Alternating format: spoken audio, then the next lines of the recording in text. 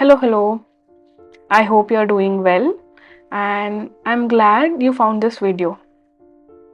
This video isn't going to be any fancy one, it's just me talking honestly about something I've been working on and something that I've avoided for years, if I have to be honest. Recently, I started learning to draw animals. If you know me, you know that I am into painting landscapes, and that's my muse. I love painting trees, mountains, skies, and whatnot.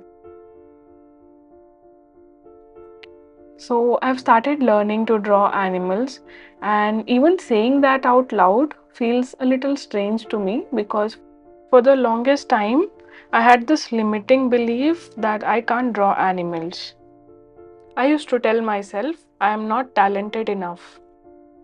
That was my excuse for not even giving it a try.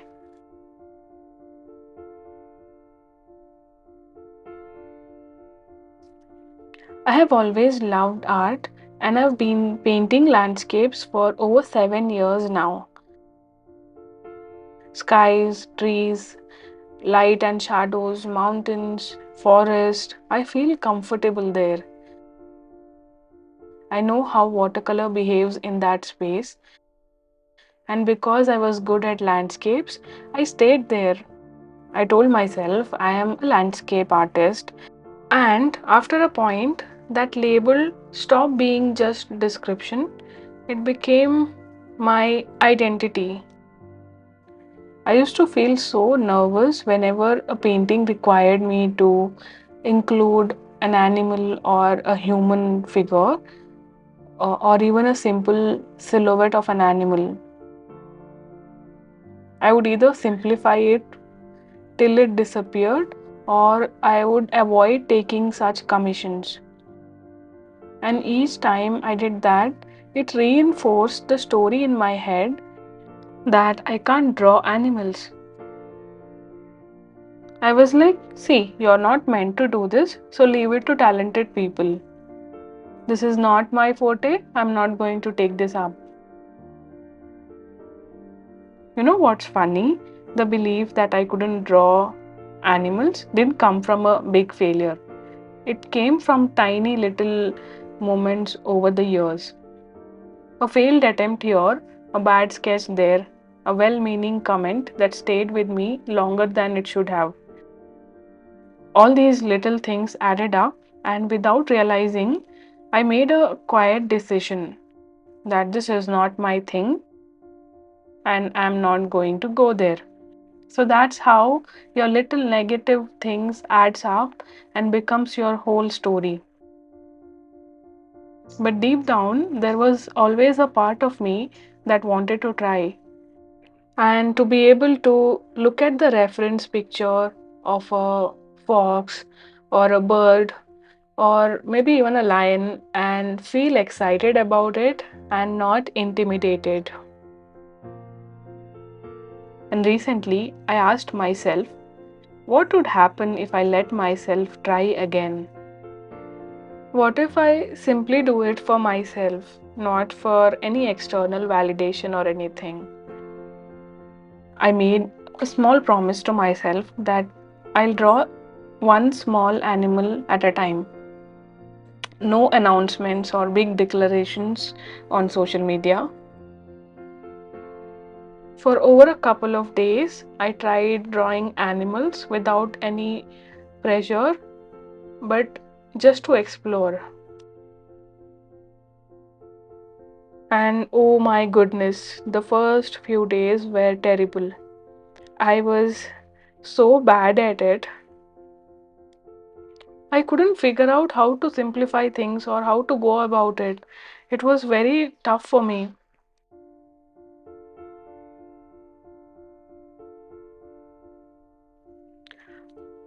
The other day, I drew a cat and it looked like a potato. So here's the picture of it. Can you believe the same landscape artist did this? It's funny, right? And there were a few other sketches that went straight into the dustbin.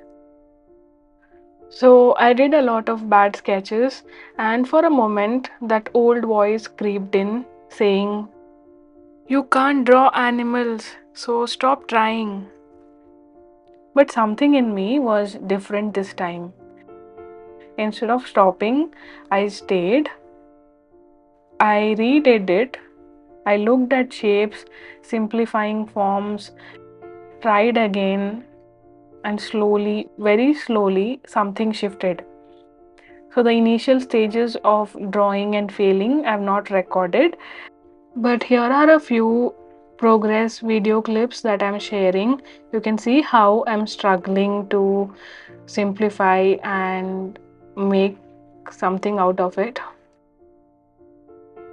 This practice is teaching me more than just anatomy, it is teaching me patience, observation, how to slow down and really see what I'm looking at. It is teaching me how to stop judging myself after every line, how to be okay with things looking weird before they look right. It is funny. I thought learning to draw animals would be about learning techniques, but really it's been about unlearning all the fear that I've built over the years. I realized that most of us, we don't fear failure. We fear looking inexperienced. We fear being seen as someone who's not good at something. And that fear can keep us stuck for years. The whole journey, like I said, is slowly teaching me how to observe, how to break things down into simpler shapes instead of looking at the whole animal and getting overwhelmed. I used to look at the reference image and instantly panic, like, where do I even start? But now I tell myself, okay, don't focus on the whole image, just look at the shapes. Try to simplify them. A head might be a circle, a body might be an oval shape or a rectangle shape, legs like a stick or a pencil. It doesn't have to be perfect. It just needs to make sense in your head first. And you know what? It's not always smooth. There are days when I try and fail, and that's okay too. Our minds, the moment we feed them with negative thoughts like I can't do this or I'm not good at this, they become so resistant, so reluctant to even try. I've noticed this in myself. The more I repeated that story, the harder it became to even pick up the pencil. I still remember when I started out, I had drawn these really weird looking animals on the rough printout paper. Like, really, it's very weird. It's so bad that I directly crumpled them and put it into the dustbin. I wish I had saved them now just so I could show you. But the time when I drew that, it felt like a failure, so I had to discard it. And now I see it as a part of the learning curve. Okay, so if you have seen my landscapes, you might not believe me that I find sketching animals this difficult. But this is what is real. This is who I am. I'm someone who still struggles with it, and that's totally okay for me. I honestly admire the artists who draw animals and human portraits so gracefully. Like, my respect for them is next level. It takes a different kind of patience and observation and even confidence.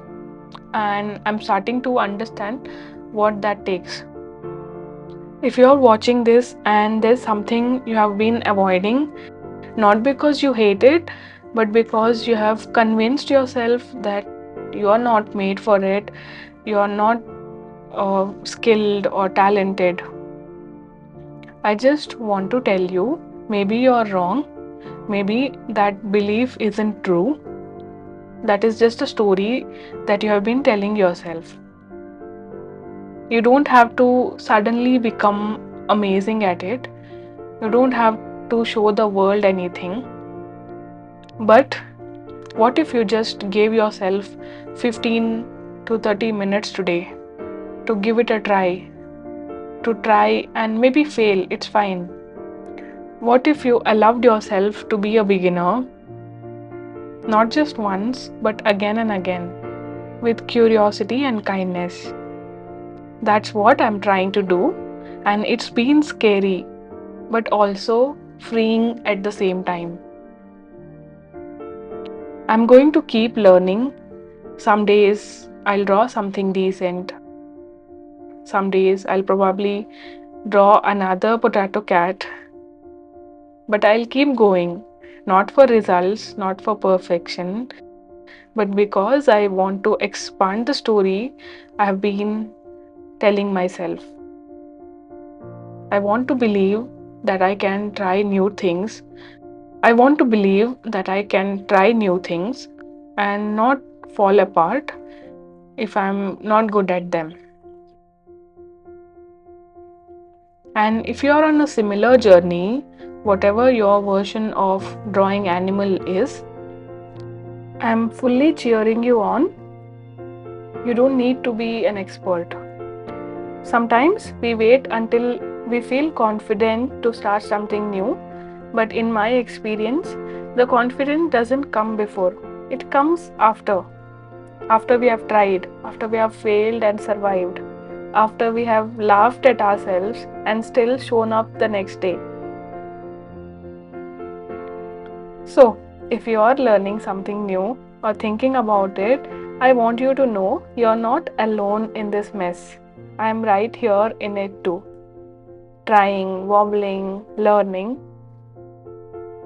Okay, so thank you for being here.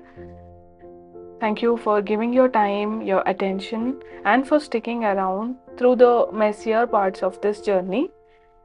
It honestly means a lot. I'll see you in the next video. Until then, keep creating and keep exploring. And don't forget to be kind to yourself. You're doing better than you think.